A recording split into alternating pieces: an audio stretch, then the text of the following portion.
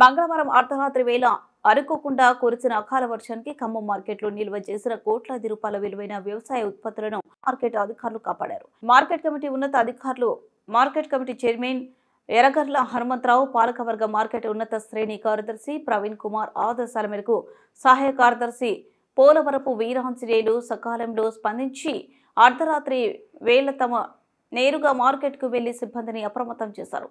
ఈ మేరకు మార్కెట్లో అమ్మకానికి తీసుకొచ్చిన మిర్చి తదితర పంటలను కాపాడేందుకు వెంటనే టార్పలిన్లు ఇప్పించారు. వీరాంజనేయులు తమ సిబ్బందితో పంటను అమ్ముకునేందుకు గాను అక్కడే ఉన్న రైతులను సమీకరించి టార్పలిన్లు ఇచ్చి పంటలను నీటితో తడిచిపోకుండా కాపాడారు. దీంతో రైతులు తమ హర్షం వెలుబుచ్చారు.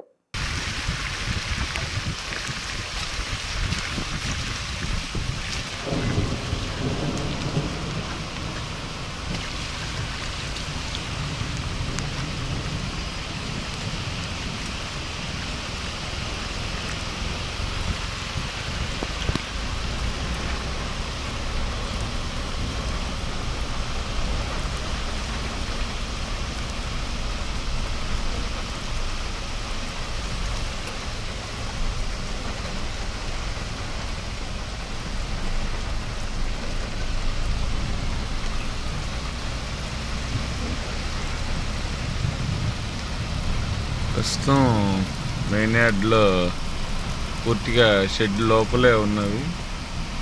మిర్చి బస్తాలు బయట ఎటువంటివి వర్షానికి ఇబ్బంది జరగలేదు.